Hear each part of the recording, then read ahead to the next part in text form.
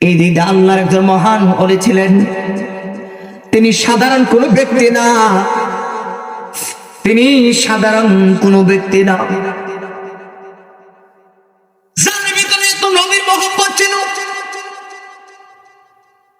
যিনি নবীর যুগে ছিল, কিন্তু আমার নবীর চেহারা মোবারক সে দেখতে পারে, সরাসরি শরীয়তে দেখতে পারে না। সে বলছিলেন এই পৃথিবীতে দুইটা ব্যক্তি আমার নবীর হাকিকত জানতেন। কয়জন? যারা কোনো কয়জন? দুইজন নবীর হাকিকত জানতেন। একজন হচ্ছে শেরে খোদা মাওলা আলী, আরেকজন হচ্ছে ওয়াস আল কারনি। সুবহানাল্লাহ বলতেন না? কেমন পাগল, কেমন পাগল! যে পাগলটা হঠাৎ করে শুনেছে আমার নবীর একটা সন্তান মোবারক শহীদ হয়ে গেছে।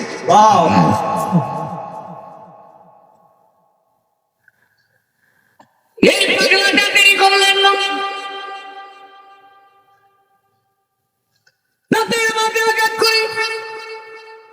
উপর থেকে একটা দান একটা দাঁতে ভেঙে ফেলে দিলেন।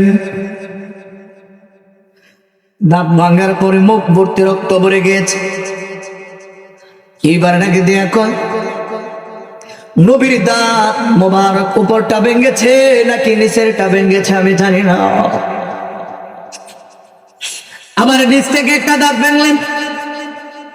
এইবার সামনের দাঁত থেকে ভাঙছে নাকি চাপা মোবারক থেকে ভেঙেছে।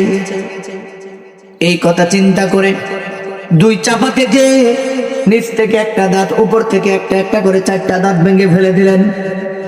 মোট 6টা দাঁত ভাঙলেন। এইবার মনে মনে ভাবলেন দাঁতগুলো কি আবার মাঝখানেরটাকে আছে নাকি নাই। এইভাবে নবীর মহাব্বতে একটা একটা ভাঙতে ভাঙতে সবগুলো দাঁত ভেঙে ফেলে দিলেন।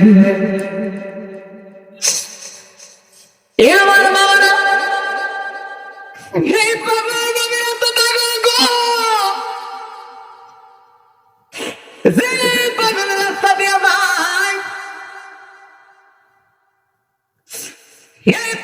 সবসময় মুখটা এইভাবে ডাইকা রাখে,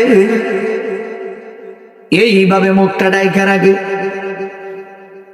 ওই বরণ শহরের মানুষেরা কয় আমাদের দেশে কত পাগল আসে, সব পাগলগুলোর চেহারা দেখা যায়, কিন্তু এটা কেমন পাগল রে!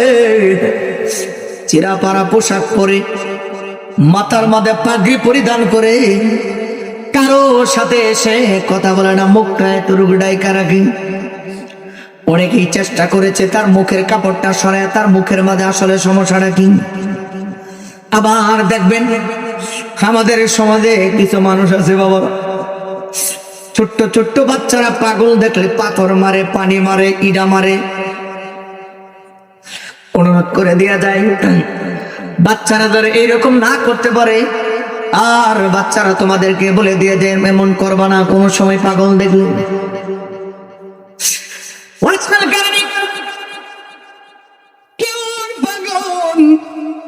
মানুষের পাথর মারে, মাথা থেকে রক্তগুলো বায়া বায়া পড়ে, কারো দিকে চোখ রাগায় তাকায় না, পিছন দিক থেকে ঘুরে তাকায় না, মুখটা এইভাবে ঢাকা থাকে, চোখের পানি ফালে ডাকে দিয়ে কই তোমরা খুশি আছো?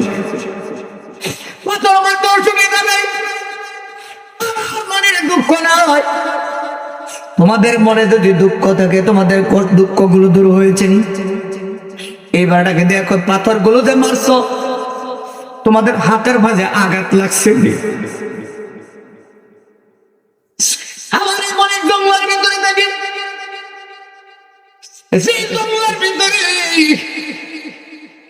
সেই জঙ্গলের ভিতরে দুনিয়ার আর কোনো মানুষ যাইতে পারে না, এমন এক ভয়ঙ্কর জঙ্গল। ওই জঙ্গলের ভিতরে সে থাকে, মানুষের কাছে কোনো খাবার চায় না, কেউ খাবার দিলে সে নেয় না, নিজের মতো করে সব সময় চলে, কারো মনে কষ্ট দেয় না, কারো মনে আঘাত দেয় না, এমন লোক আছে না নাই? আছে আমরা দেশে? নিজের স্বার্থের লাগে আপন বাবার গলার মধ্যে ছুরি ধরে, আছে না নাই? একটু সম্পদের লাগে নিজের একটু সম্পদের আপন বাইরে খুন করে লেছে। হেরা না মানলে পুরা সম্পদের মালিক সে হতে পারবে না, এই জন্য শেষ করে লেছে।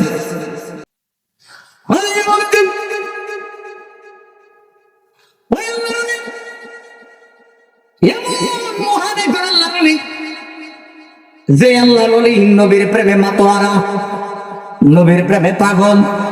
আমার নবী আসরের নামাজের পর সাহাবায়ে কেরামদেরকে ডাক দেয়া কই, কোনদিন সাহাবীরা দেখে নাই আমার নবীর হাত মুবারকের মধ্যে কোনো হাদিয়া নিয়ে আসে।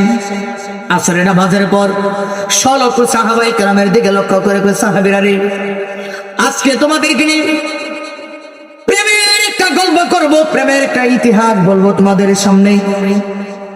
সাহাবীরা কই, না জানি কিসের ইতিহাস বলে। সবাই অপেক্ষায় আছে নবীর জবান মোবারকে সেই প্রেমের গল্পটা শুনবে।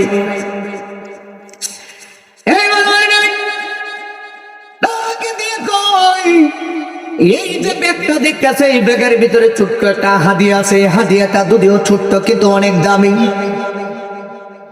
আমার নবী বের করলেন, এইভাবে বের করে রাখ দেয়া কয়, আজকে এই হাদিয়াটা আমি একজনকে দান করে দিব।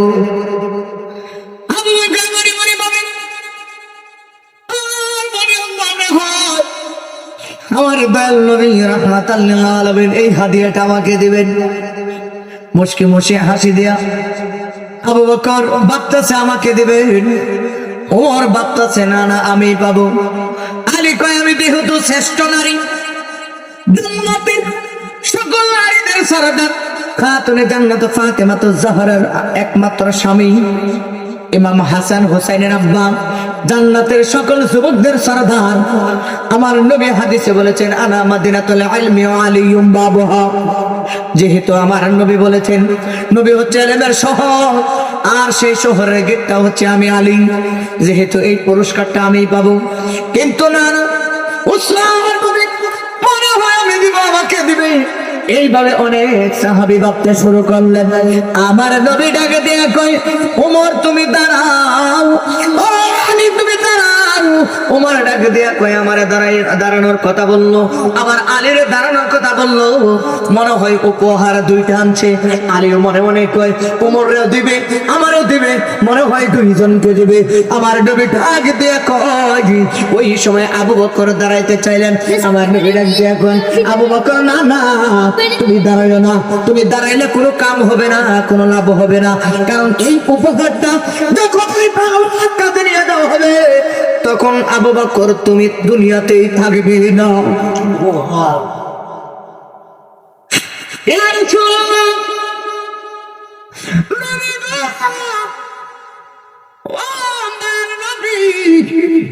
ওই উপহারটা আপনি কারে দিবেন?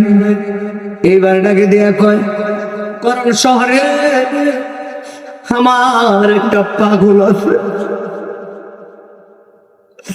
এই পাগলটা আমারে বড় ভালোবাসে, ওই পাগলটারে আমি বড় ভালোবাসি।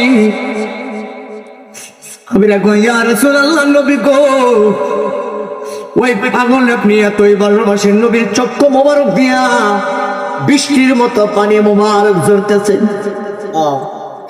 আরে যখন পানি মোবারকে সরে আল্লাহ নিদানকে সরবে,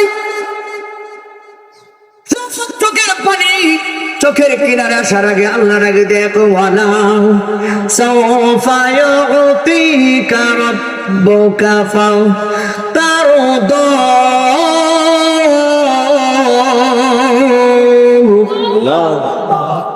যার চোখের পানির এত দাম, আল্লাহ ডাকে দিয়ে কয়, তার তো নবী গো, আমার টার্গেট হচ্ছে আপনাকে খুশি করা, আর নবীর টার্গেট নাপি তাপি উম্মতকে মুক্ত করে জান্নাতে দেওয়া।